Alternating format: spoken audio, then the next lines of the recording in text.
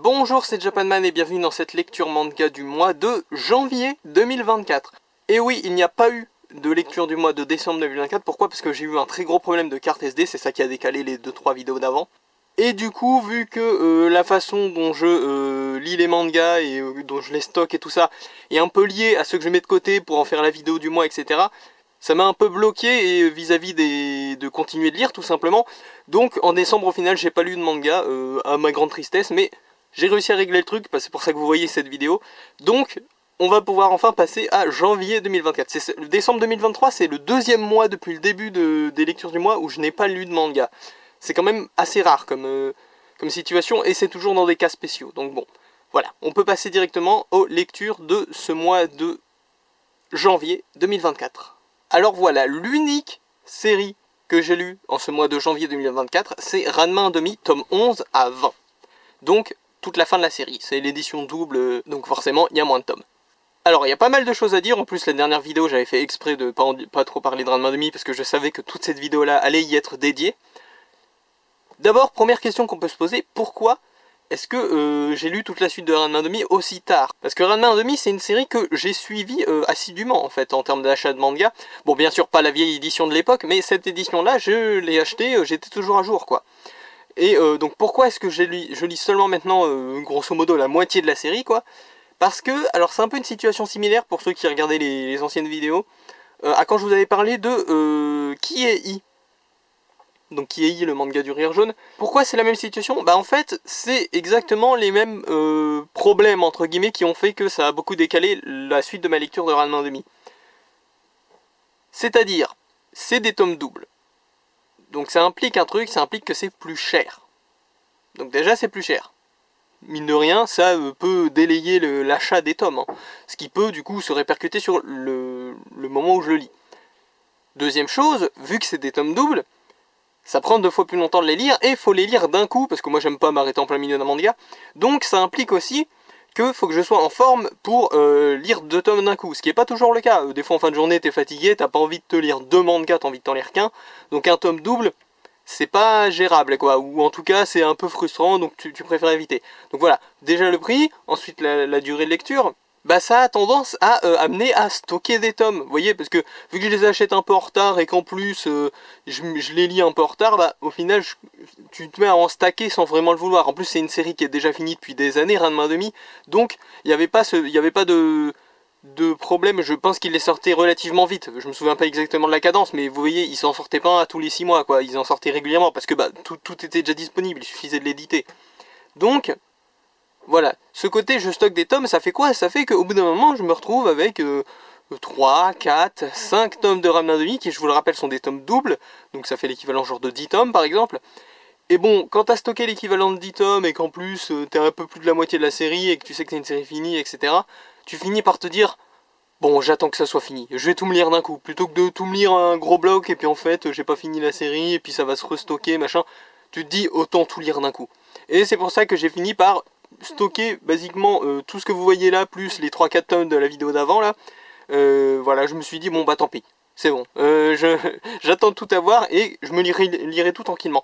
Sauf que là, c'est toujours pas réglé, en fait, parce que quand t'as ces plus de 10 tomes doubles de Ranma 1/2, bah faut quand même avoir le bon timing pour les lire, parce que je suis aussi des séries qui sortent régulièrement, etc. J'ai d'autres trucs dans ma pile de lecture que je pourrais avoir envie de lire.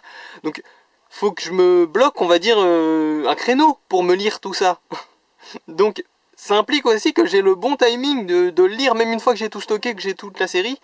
Ça implique d'attendre le bon moment, et que le bon moment je le gâche pas en lisant autre chose, parce qu'il y avait un autre truc, voilà, des fois il y a d'autres contraintes, etc. Voilà, donc c'est pour ça que j'ai fini par terminer cette série, mais longtemps après, mine de rien, que tout soit sorti. Voilà, donc ça c'était la petite raison pour laquelle Ranma 1/2, j'ai mis super longtemps à terminer de lire la série, alors que je la suivais assidûment, j'ai toujours été à jour sur cette série, sur cette édition là bien sûr, encore une fois. Mais voilà, c'est des aléas comme ça, des lectures qui arrivent. Les tomes doubles c'est un petit problème mine de rien, parce que j'ai tendance à les stocker pour toutes ces raisons là. Donc bon, voilà. En attendant, je suis content d'avoir pu lire tout ça. Parce que Ranma 1/2, en vrai, c'est une série que j'aurais pas peut-être acheté, quoi qu'il en soit, vous voyez. C'est une série, vraiment, à l'époque, j'étais dans la librairie, j'ai vu Ranma demi édition double réédition, j'ai hésité à l'acheter, et sur un coup de tête, je me suis dit, oh, ça peut être intéressant. Mais je l'aurais peut-être pas fait dans d'autres circonstances. Et pour tout vous dire, quelques temps après avoir commencé à lire la série, je me suis fait la réflexion, mais attends, ok, c'est des tomes doubles à 10 € le tome, mais il y en a genre 20 des tomes. Ça fait genre 200 € la série. Et je me suis demandé, est-ce que si j'avais calculé ça, au moment où j'hésitais de la prendre, est-ce que je me serais pas dit, tu sais quoi, finalement, 200 €, on va peut-être éviter. Alors je regrette pas après coup, bien sûr. Mais vraiment, au début de la série, au début où je lisais cette série, je me suis fait cette réflexion, je me suis dit, ah ouais, quand même, 200 €. Alors pour des mangas, c'est pas si cher, pour l'équivalent d'une quarantaine de mangas, mais quand même, il y a ce petit truc que je me suis dit après coup. Et je suis quand même content, voilà, comme je l'ai dit, au final, d'avoir sauté le pas, parce que bah, ça fait une petite pierre en plus dans ma culture manga, et moi j'adore découvrir des nouvelles séries, des trucs comme ça. En plus, Ranma Demi, c'est un petit classique dont j'avais forcément déjà entendu parler pas mal. Donc, très content d'avoir découvert ça. Si jamais vous n'avez pas vu la vidéo précédente, je vais quand même rappeler rapidement ce que c'est Ranma Demi.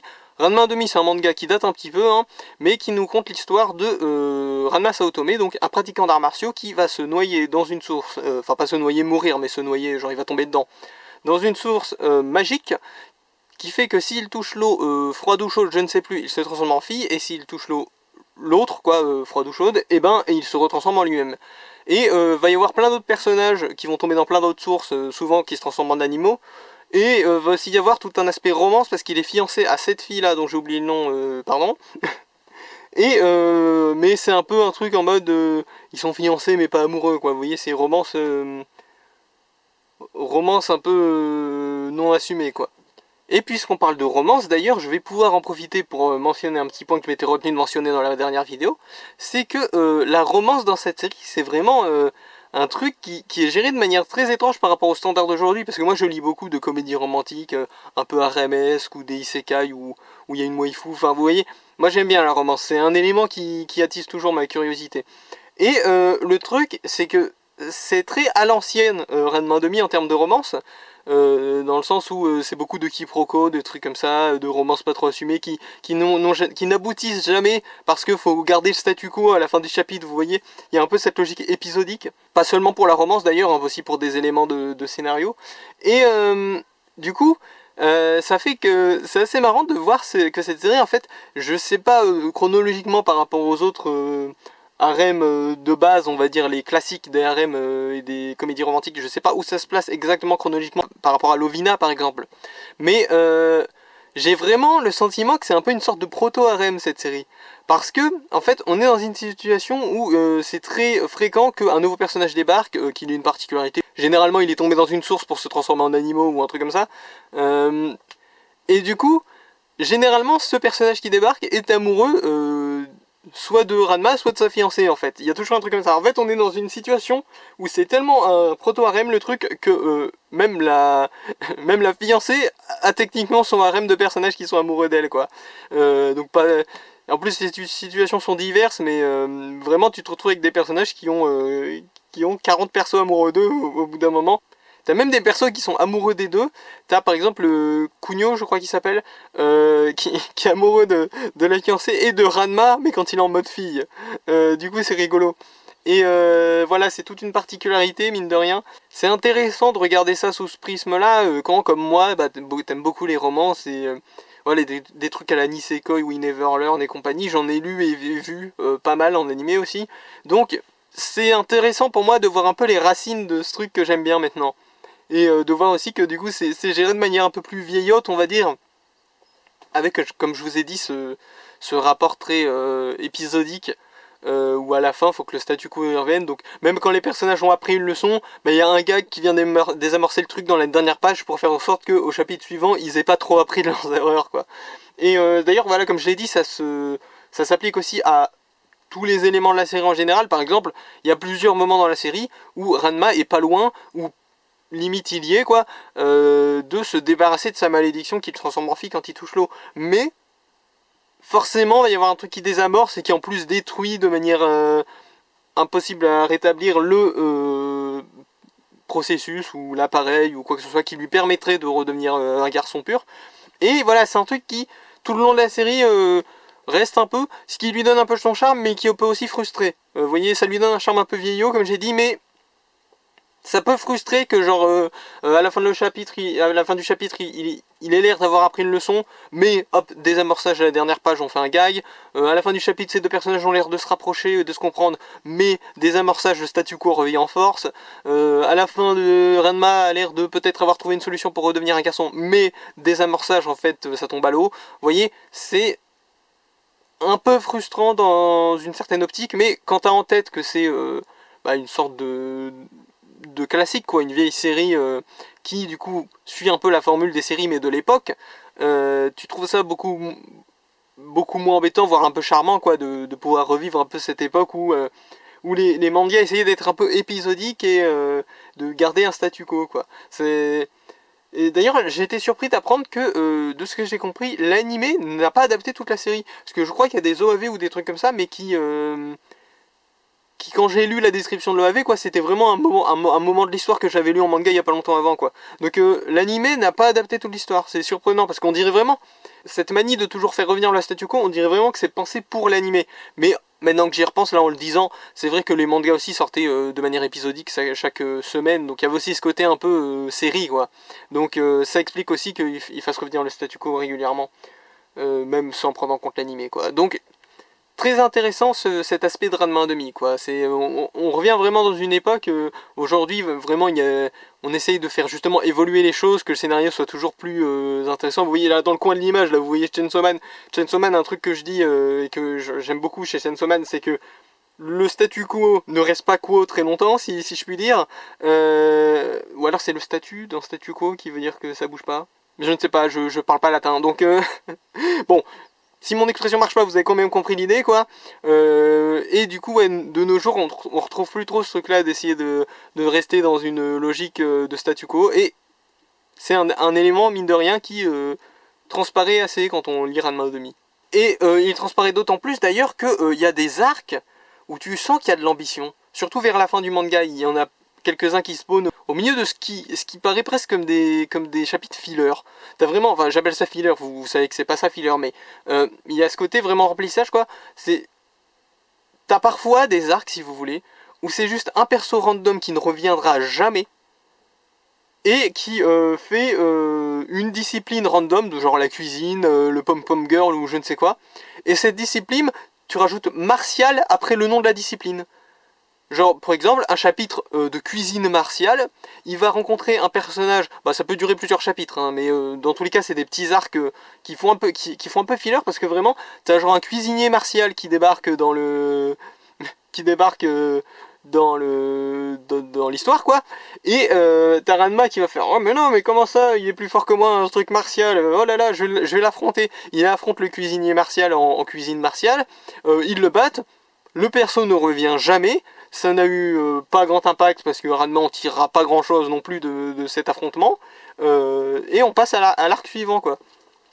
Mais t'en as d'autres qui sont vraiment épiques et vraiment bien menés, où t'as vraiment de l'enjeu émotionnel et tout, vers la fin du manga surtout. C'est très cool ça par contre. Et par contre c'est un peu frustrant du coup quand tu reviens à un arc un peu filler entre guillemets. Après, bon bah du coup tu te dis ouais bah c'est bon, on peut pas revenir à des arcs bien ambitieux, bien cool, bien classe, qui impliquent un peu le lore et tout avec les sources, et puis qui impliquent la relation Akane, c'est comme ça qu'elle s'appelle, Akane Ranma. Voilà, des fois on souhaite un peu que ça se passe autrement, mais voilà, encore une fois, est-ce que les arcs fillers subliment pas justement ces arcs un peu plus épiques? Est-ce que les arcs épiques donnent pas un peu plus de valeur à ce statu quo qui justement on essaye de protéger dans ces arcs un peu plus ambitieux? Voilà, il y a un peu de tout dans cette série, et parfois on sait pas trop ce qu'on veut, on sait pas trop non plus ce que la série va nous proposer, donc bon. Alors après, dans Ranma 1/2, il y a aussi un truc que j'aime pas trop. C'est-à-dire que moi j'aime pas trop ce truc qu'il y avait aussi dans Moi quand je me réincarne dans Slime, à la fin du manga, nous mettre un pavé de texte pour nous raconter ce qu'on vient de lire. Vous voyez ce que je veux dire ou pas? Sur le papier c'est du bonus et je suis pour le bonus. Moi c'est vrai que logiquement j'ai pas de raison de m'en plaindre, c'est un truc en plus. Mais moi je suis un peu complétionniste, je veux vraiment avoir fini de lire le manga, donc je vais lire ça. Et du coup c'est frustrant. Parce que il y a ça dans ces éditions doubles de Ranma 1,5, et il y avait ça aussi dans moi quand je me raconte un slam jusque récemment. Quand t'as fini le tome, il te re-raconte ce qui s'est passé dans le tome. Parce qu'ils font une sorte de fiche de personnage, mais vu qu'ils ont rien à raconter sur le personnage à part ce qu'on l'a vu faire, quoi, ils re-racontent le combat. Et du coup, bah, tu relis le même combat à l'écrit. Alors, pour les quelques cas très rares où c'était vraiment la chorégraphie était pas très claire sur le dessin, ça peut aider à comprendre un petit peu, je suppose, ce qui s'est passé. Mais la majorité du temps, vraiment, tu lis ça juste après avoir fini le tome. En plus, c'est un tome double, donc c'est un peu, entre gros guillemets, fatigant à lire, quoi. Et puis, moi, j'ai les enchaînés pour essayer de finir tout ça dans le mois, donc en plus, j'en lisais plusieurs d'affilée. Et vraiment, ce côté, tu viens de lire un truc pendant l'équivalent de 2 tomes, et on te le raconte juste derrière pendant l'équivalent de 2 pages, mais vu que c'est de la lecture, c'est un poil plus long, quoi, c'est un poil plus frustrant. Et vous voyez, c'est pas juste tu regardes le dessin, c'est vraiment tu relis le truc, quoi, tu relis le combat. Ça a vraiment un côté frustrant. J'aurais préféré, vous savez quoi, qu'ils mettent une page de plus, parce qu'il y a aussi une interview juste après qui raconte les combats là. J'aurais préféré qu'ils mettent une deuxième page d'interview. Ça aurait été plus intéressant pour le coup. J'aurais préféré ça vraiment. Mais bon, les interviews, bon, elles nous apprennent pas grand chose d'intéressant. Généralement, c'est le gars qui fait l'interview qui est en mode alors dites-moi, ce personnage-là, il est un peu spécial. Vous vouliez le faire pour qu'il soit spécial? Et puis l'auteur elle répond ouais, bah je voulais le faire pour ça, voilà. Il est rigolo, hein. Allez, tome suivant. Donc bon. Bah, je caricature un peu pour m'en moquer là, parce que j'en ai aussi enchaîné beaucoup d'affilée, mais voilà, les interviews nous apportent pas grande information, mais c'est toujours plus sympa que de relire le même combat, donc voilà. Et en parlant de l'auteur justement, c'est Rumiko Takahashi qui a fait ce manga. Donc Rumiko Takahashi qui est très connu pour être basiquement la mangaka. Vous voyez, souvent j'hésite si c'est un garçon ou une fille, l'auteur d'une œuvre. Là j'hésite pas trop parce que elle est connue justement pour être la mangaka. Elle a même remporté un prix ou je sais plus quoi à un moment. Et en fait, pourquoi elle est connue? Parce que bah, elle a fait énormément de séries populaires et plutôt appréciées. Hein. Celle qui a fait Maison Ikoku, celle qui a fait, ça me parle plus déjà, c'est comment ça s'appelle, Inuyasha. J'ai lu un peu de Inuyasha, donc ça me parle plus forcément. Elle a fait Rin aussi, mais Rin, je sais plus, c'est pas la suite de Inuyasha? Ou je confonds avec autre chose. Quoi qu'il en soit, voilà, elle a fait plusieurs séries très populaires. Il y en a une ou deux qui me sortent de la tête justement, donc c'est un peu dommage ça. Mais je vous mettrai d'autres exemples à l'écran s'il y en a d'autres. Et s'il n'y en a pas d'autres, je couperai cette phrase au montage. Mais sinon, voilà, c'est une autrice très connue du manga. Et du coup, c'est pas pour rien, quoi. Quand on lit son manga, on voit bien que Ranma 1,5, c'est vrai que on sent un peu d'ambition par-ci par-là, ce qui pour l'époque n'était pas forcément si répandu que ça. Voilà, les personnages sont attachants, il y a des gags récurrents qui marchent plutôt bien. Il y en a qui sont un peu saoulants aussi. Genre le petit vieux qui vole des sous-vêtements là, franchement, je me serais passé de le voir autant dans la série, quoi. Au début, c'est un peu rigolo, c'est un peu décalé, mais au bout d'un moment, tu te dis, ouais, bah il nous saoule un peu. Quand le chapitre est centré sur lui, en plus, t'es en mode, oh, sérieux? On peut pas parler d'autre chose, mais bon, voilà, ça arrive. Hein. Forcément, quand t'as des personnages récurrents avec des gags bien marqués et bien appuyés, c'est un risque que ça arrive. Ça peut même arriver plutôt fréquemment en vrai, hein, quand ils pensent. Parce que pareil, genre, les persos qui sont amoureux soit de Akane, soit de Ranma, mais où tu sais que ça n'aboutira jamais, au bout de la 30e fois où ils sont en mode oh Ranma, je t'adore, t'es un peu frustré, quoi. Tu te dis, ouais, mais ça n'aboutira jamais. T'es genre le. Dans la tier list des persos qui Ranma pourrait finir si je devais prédire la fin, t'es genre 5ème. Tu peux arrêter s'il te plaît. Voilà, il y a ce truc aussi là qui est un peu frustrant. Mais ça reste une série très sympa à suivre. Hein. Je me rends compte que j'énonce pas mal de défauts à la volée comme ça, mais voilà, c'est aussi, comme j'ai dit, ça peut faire partie de son charme, le fait que ce soit un peu vieillot.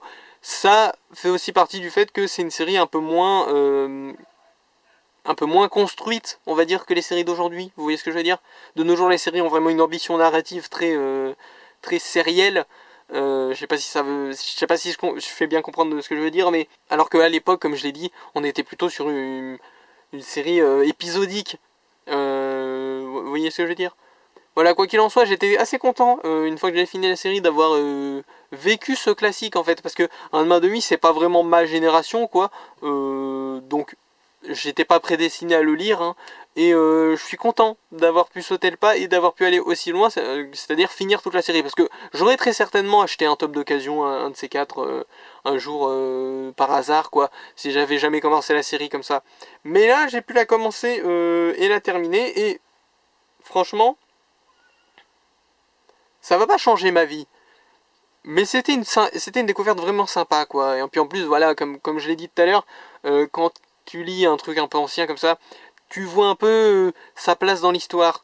Tu as une pièce supplémentaire du puzzle pour te dire, ah, c'est là que ça vient. Vous voyez, tout ce que je vous ai dit, c'est toutes les romances un peu harem, un peu comédie romantique, que j'aime bien, quelque part, il y a des chances qu'elle descende légèrement de Ranma 1,5. Même si c'est pas l'influence la plus directe, hein, comme je l'ai dit tout à l'heure, Lovina, je ne sais pas à quel point c'est contemporain ou pas niveau époque. Je crois que c'est un peu plus vieux quand même, un peu plus récent, je veux dire, Lovina. Donc c'est pas impossible que Lovina ait été inspiré par Ranma 1,5, et ensuite Lovina a inspiré des choses comme Nisekoi, tout ça, qui de nos jours sont encore probablement des inspirations pour Rent a Girlfriend ou d'autres choses. Enfin voilà quoi, il y a vraiment cette généalogie qu'on voit beaucoup mieux. En fait c'est un peu comme la fois, c'est pour ça que je sors beaucoup le nom de la série en parlant de Ranma demi. C'est un peu comme la fois où j'avais lu Lovina en fait. Hein. Parce que quand j'avais lu Lovina, j'ai repensé à Nisekoi que j'avais lu avant, et je me suis dit, mais attends, cet élément du scénario de Lovina, là, ça fait pas genre méga penser au synopsis de Nisekoi. Donc il y a vraiment quand même cette satisfaction de savoir d'où les choses viennent, ou d'où en tout cas elles pourraient venir, parce qu'on va pas non plus trop assumer des influences. Hein. C'est facile de se dire, ah ce truc là connu avant il ressemble, donc c'est inspiré. Pas toujours. Hein. Des fois c'est des hasards, des fois c'est du bon sens, hein, tout simplement, parce qu'il y a certaines structures narratives ou certains éléments qui vont bien ensemble naturellement sans qu'on ait besoin qu'il y ait une influence commune. Hein. Mais voilà, intéressant quand même de voir cette fenêtre sur le passé, et c'est une série que j'ai bien aimée du coup, c'est une découverte sympa quoi, ça change entre guillemets.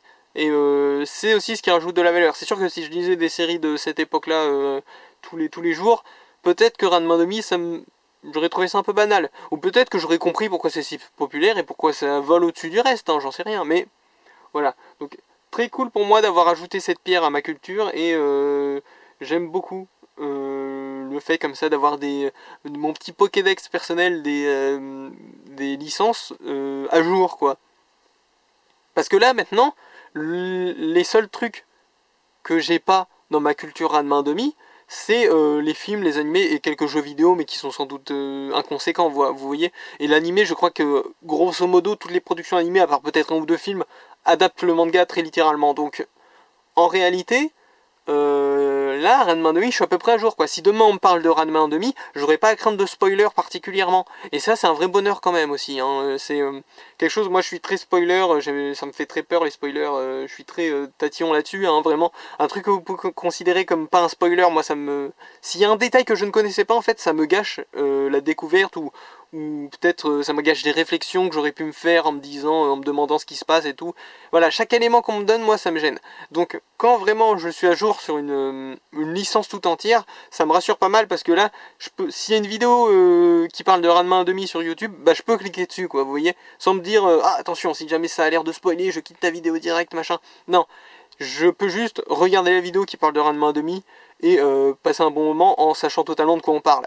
Et ça c'est aussi un élément qui moi me plaît plutôt. Voilà, donc comme c'était une série unique pour une vidéo, on n'avait pas fait ça je crois depuis Beelzebub, peut-être Dragon Ball aussi on avait fait ça, je ne suis pas sûr.